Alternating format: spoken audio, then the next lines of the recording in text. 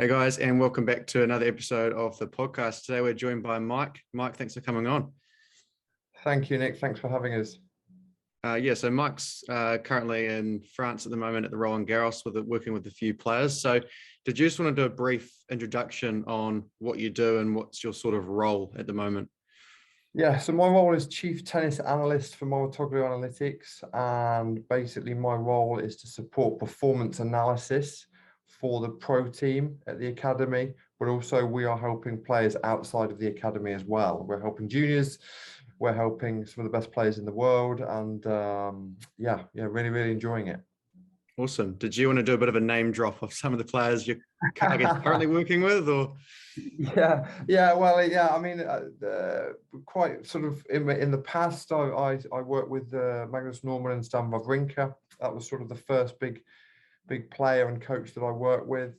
And then in 2020, worked with Mimor Kekmanovic, who had just played the Next Gen finals at the time and now is doing pretty well this year. And then last year, Iga Swiatek and her team, and Piotr Spatowski, the coach at the time, for the whole season. And then this season, the players I can say I'm working with, because it's not always the case that we can say who we're working with, is obviously Patrick Mouratoglou and Simona Halep, and Lars Christensen and Holger Rune, who literally kept me up till 2 a.m. last night after the match that he played on Philippe Chatrier. Awesome. It's obviously a bit of a niche thing to get into. So how did you get into it? Did you sort of see it as like a market where you thought, there's something missing here, or did you have a burning passion? Great question. Basically, I was working my way through the coaching levels. I didn't play professionally. I described my journey as sort of tots to tour. I've done the ladies' coffee mornings. I've done tots tennis. I've been a club coach, a head coach, a federation coach. But when I started to work with professional players, and I was around ex-professional players who were coaching, I didn't have the ability to say, I played on centre court at Wimbledon and I felt this, or I did this in this situation. So technology and data and video was a tool for me to actually effectively coach better and coach through the levels. So I started using it as I was traveling on the Future Circuit, Challenger Circuit, and then really it was, like you say, becoming more of a passion, and I was really enjoying the insights and actually almost the research side of what you could get out of tennis.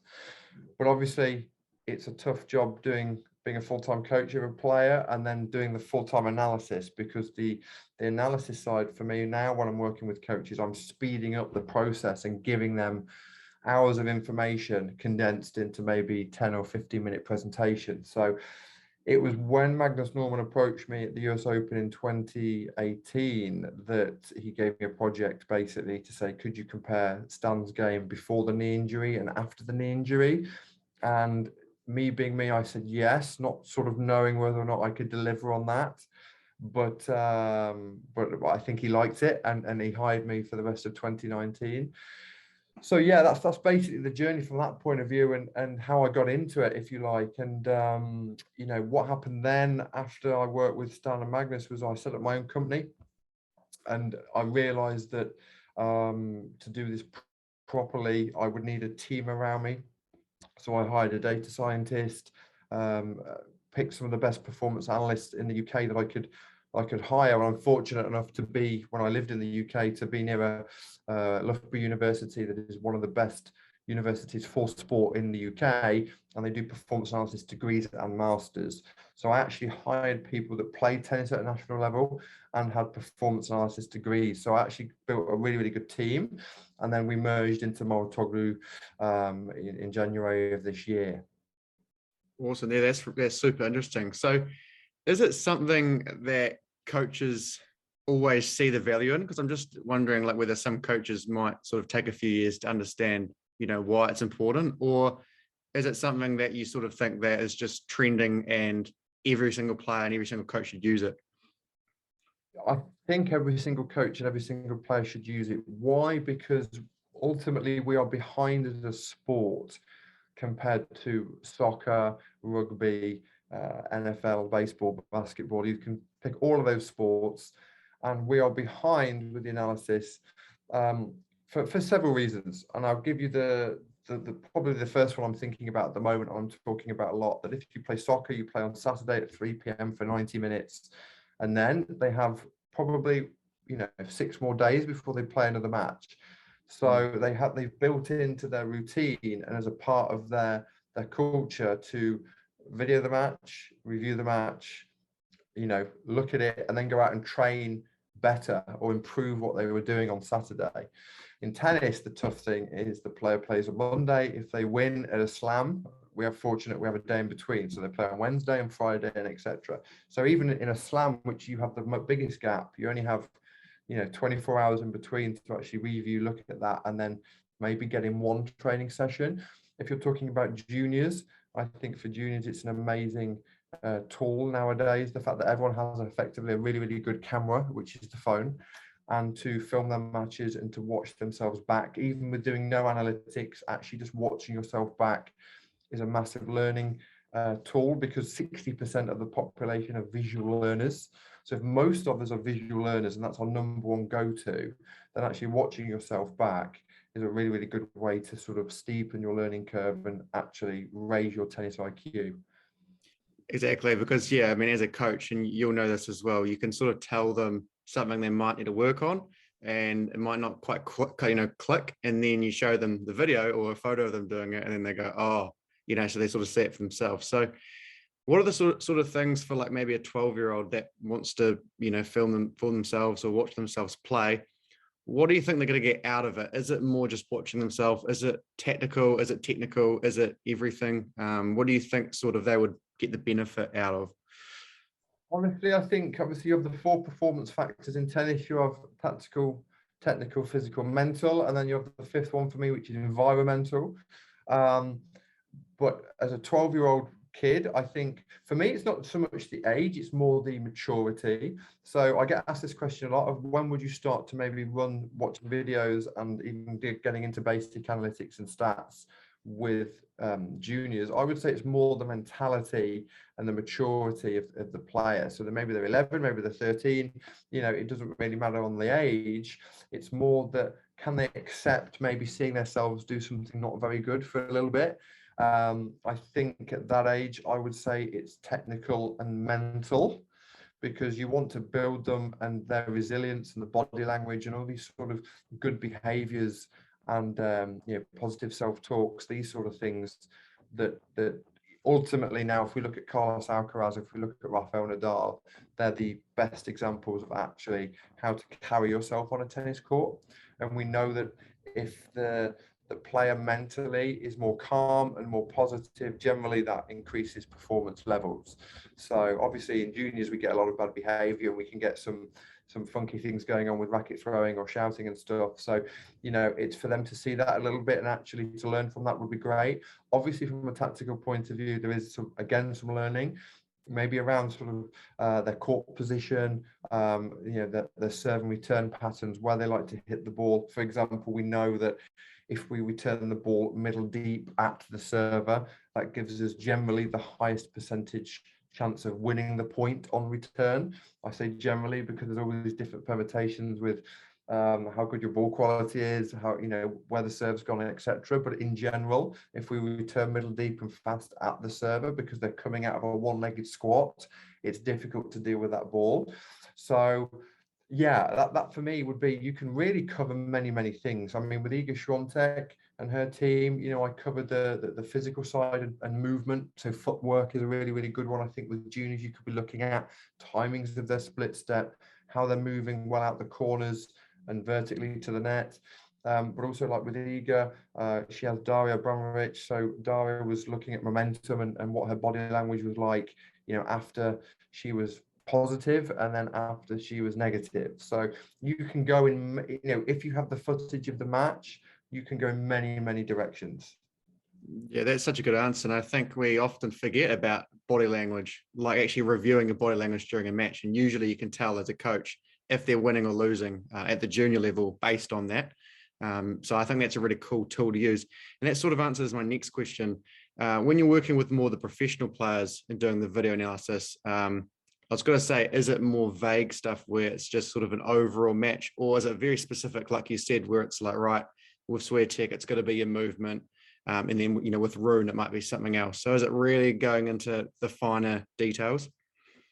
Absolutely, because if you think about, let's probably take two different scenarios. So with Iga, I've been fortunate enough with Kekmanovic, Iga, Rune, that they're young players coming through and they're building their identity. You think of their ages. Iga's born 2001, so she was 19 going on 20 when I was working in her team. Holger was born, I think, 2003. So he's just 19. So they're building their game identity. I mean, that to some parents and players listening to that now, they might think, well, the professional players, they're complete, they're ready, they're playing professional tennis, but it's not the case. They are still learning how to play their best tennis, even at that level. When it comes to someone like Wawrinka and what I did for Magnus was that they were trying to get his game back on track. So if you're talking about specifics, it is very, very small gains. And if you're working with a player that is 4 in the world, they're trying to get to number 1 in the world, and they're trying to probably go from a semi of a Grand Slam to winning a Grand Slam. It's 1% marginal gains, basically. So anything you can find that can shift them winning, 100, 200 more points over the season in a specific situation can be a difference between holding the trophy and being world number 1. Yeah, exactly. So with that, I mean, like someone, again, we'll use Rune as an example. I remember, you played Djokovic last year at the US Open. Can the analysis ever be used to find, weakness in opponents? So are you ever going through the opponent, all their footage and working out, okay, cool, I can spot some ways where we can maybe, make inroads? Definitely. So not with every coach and player, I do the scouting. So I'm a big believer of doing the player development side and using the analytics and the video to build the player's game, because I believe you're the most important person on a tennis court. And if you play your game, that should, give you the best situation more often than not. However, again, when you're talking about the best players in the world, can you find patterns and trends that can affect a tennis match? Absolutely, if you're scouting. Because if I were to take 100 tennis matches and show you the final point score, so the amount of points they win, normally it's within a 10-point radius. So there was a doubles team that we were helping here, and they played 2 matches where they won one by 7 points and they lost one by 5 points. So if you're talking about, like, okay, you're winning a tennis match and you're winning 5 more points, or you're losing a tennis match and you've lost 7 more points, can you change that swing? Absolutely. Because tennis is a game of repeatable patterns. I serve wide, ball comes to my forehand, I go, one of 3 different ways: down the line, cross court, or middle. Okay, so which one gives me the most optimum chance of winning? So yeah, absolutely, we can do that. Yeah, and then that's so interesting, and I always say that to the players as well, is it's just those very fine margins. Let's use an example of Rune again. If a player's sort of got just finished a match and they've got another match, do you know roughly how maybe many hours are spent sort of off the court working on that next game? Because I'm just thinking, you said that you're doing your work on the player development. You might have a scout as well. We often just see these players on TV and think they just go out and play, but there's actually been a lot of work going into that match. So I don't know if you have a rough estimate, but I'd be interested to see sort of what goes into that match preparation. Absolutely. I think, out of respect, I won't say the player's name that he played in the first round. We can all Google it. But when the draw came out on Saturday, I think Holger played on Tuesday. Yes. So we had effectively 2 full days to train for that player. He was left-handed. We knew the style he was going to play. We knew how we wanted to play against him. So actually, for 2 days, he trained only with left-handed professionals, and effectively all the training sessions were around the tactics for that match. So that's almost the perfect situation that you get. Then, when you're in the tournament, like they say, you probably get 1 training session in between a Grand Slam. So if it's a normal tour event, you get just probably your 1 hour hit that you would do to just feel the ball the day before. So then it comes down to actually visualizing, seeing some video of how you need to play, and then reading some information. So then it's just about like the mental preparation and actually talking through with the coach, and then feeling comfortable that you can produce the tactics on the match court. So I mean, a tip for juniors and parents, I would say the classic one is to actually look at your opponent through the warm-up, so to treat the warm-up as your mini scouting report and actually looking at, okay, I'm hitting down the middle, where are they missing most during the warm-up? How's their volley when they come to the net? How's their overhead? Juniors are a great one that they do it badly, where both of them warm up the serve at the same time and don't hit any returns. Whereas you look at the pros, they're very smart at hitting some serves, and then they'll have a few returns to make sure they get a feel of their opponent's serve. So, you can be picking out little bits of gold all the time during the match. I think that's really, really important for juniors and parents. Awesome. Yeah. And again, yeah, that's such a good point. We often just, do the warm up and not really think, critically about what's going on. We're sort of just focused on warming up ourselves, and that's important, but you've also got to look out for those potential weaknesses. Going into the more like, I guess, stats part of it, your first serve percentage, winners and errors and all that stuff. Is there a certain pattern you see from all matches? So let's say one of your players, loses. Is there like one specific stat that seems to always come up that they didn't do that well enough, or vice versa? Is there a stat like your first serve won percentage that often can be that crucial part of, the player winning the match? Honestly, I think probably, as in if I was to take overall, if you're looking at rally tolerance, and you're looking at 0 to 4, 5 to 8 plus 9. If ultimately, from a points point of view, if I play Unique and I win 54% of the points and you win 46, I will beat you 9 times out of 10, okay? Because I've won the amount of points to get over that threshold. Then if we drill down to the rally zones, 0 to 4 ultimately is the most important rally zone. For anyone out there now, what is the most common rally number? Do we know? Okay, it's 1. So 1 is the most common rally number in tennis, which is basically the serve going in and it not coming back. So if I was to show you all the rally numbers in a tennis match, so 0, 1, 2, 3, 4, all the way through to 30-shot rallies, normally you see 1 around about 30% of the match. So 30% of the match is literally the serve goes in, okay, and it's an ace. Okay, serve goes in, the returner hits the ball, but it goes in the net. That's still 1. The return goes in, the serve goes in, the returner hits the ball and they go out, it's still 1 in the court.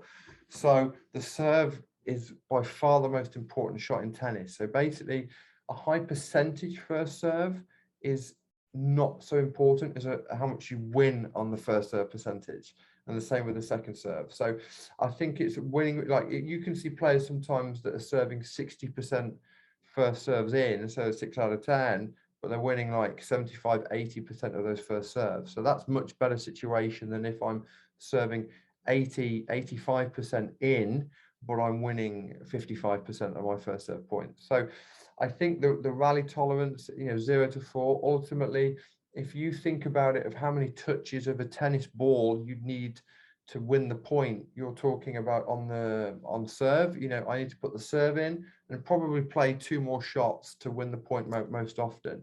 So that's 3 touches of a tennis ball. So if you think about it that way, okay, I have to be responsible for this touch, and then the next touch, and start to think about the game a little bit differently. And I think, again, it goes back to the practice court. Is in tennis, we're brilliant at crowd pleasing the parents on the side of the court to do volume drills. So we actually probably are one of the worst sports to actually train not train the game. So we put the serve in at the end of the tennis session when the player is tired, when actually the serve is the most important shot. So arguably we should do a 10-minute, hitting warm up and actually then start to do the basket of serves at the beginning. Or a good one that I learned from an ex-mentor of mine when I was a coach was actually to, instead of feed the ball in underarm on all the drills, why don't we just do all the drills but feed the ball in overarm to actually practice our serve technique? Yeah, that's a really good point. And I've started a few years ago, sort of trying to not do serves right at the end, sort of do it maybe halfway through, just to break up that lesson. But that's such a good way of the video analysis working, because if you're telling players all the time, serve is the most important shot, and I often say, if you win the 1 to 4 rally shots, you'll usually win the match. And it might not sort of sink in yet because they're having lots of long rallies, they don't really see it. But if you give them the stats, 1 match or 10 matches, and they actually look at it, and then it can sort of maybe make sense. So is that sort of a good part of your job, is that you can do all the background info, and actually when you're delivering that information, I guess it's just, it's giving you that credit of like, yes, this information is correct. Absolutely. I think it's I'm very rarely surprised when I watch a tennis match and see something that's unexpected. I think also we're very, very good at subconscious bias within tennis. So even with the juniors, you often see the rally length going up in juniors a little bit more. I have limited data on junior tennis, but you see rally length going up when it becomes closer to the end of a game or a break point or set point, and there's more on it. So the players, all speed drops, the quality drops, and that becomes about making it in a little bit. That's not a case of every single tennis match, but you see that sometimes. So then we remember that key point. It was a big point. It was a long point. And then we forget maybe getting to that point in that game. There was maybe, a couple of unreturned serves, an ace, a 4-shot rally. And then we see the 20-shot rally and we just think, oh, that was, what the match was all about. Well, that's not the case. So yeah, absolutely. Awesome. And yeah, just for the final question, and you sort of answered it a bit before, but is there sort of one particular, piece of advice you have for a junior, or maybe even parents that could be interested in doing either like video analysis or analytics, looking at stats, that you think would, help their tennis game? Definitely. I think that there's two things, the way you can get started by just literally buying what you call a gorilla mount off Amazon for $10, which is this sort of bendy little thing where you connect the phone to and you can connect it to netting to start filming yourself. And then just some basic match charting from your mum or dad. I mean, it can be as basic as just literally, with a pen and paper. I mean, there's so many little tennis tracking apps on the phone now. I actually think it's a good way for the parents to learn and understand the game a little bit that their kids are playing when they're doing that. And also maybe it takes the pressure off the parent from an emotional point of view. I mean, I'll be honest, like Lars, Holger's coach, he still does match tracking on his phone during the match. And I think it's a good way for him to focus and not to get so nervous and stressed during the match. So he's doing it at the highest level of the game, and I think the parents can do that. And then you start to create a little bit of evidence-based stuff. And then also, let's say when I was coaching juniors in clubs, and I would see the junior for 1 hour a week in their private lesson, and they say, oh, I have a tournament on Saturday. And you say, great, good luck, all the best. And then they play the tournament, you don't see them play, and then you see them the following week and you're like, oh, how did your tournament go? Then they start talking to you about the match, and the parents often on the court, the parents giving their view. And then we're getting into a massive amount of opinions and myths and legends of what went on Saturday, and you didn't see it as a coach.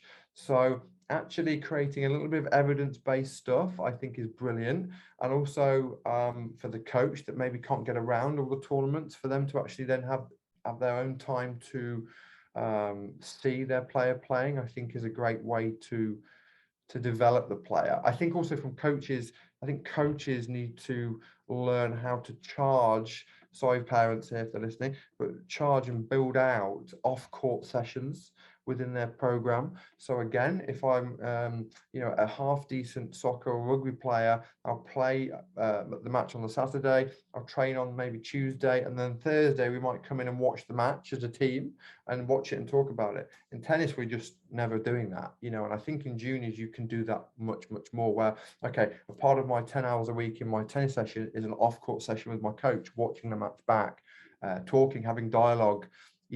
What did you feel during this point? What was it like in this period of the match? And actually, I think you can upgrade the level of what you're doing. Yeah, that's so true. And that's something we're trying to do as well in our academy, is build that video analysis part. Because as you said, it's not really touched upon much, and bringing that evidence, especially to coaches that aren't there watching, they can, go back and watch the recording. Maybe the parents weren't there.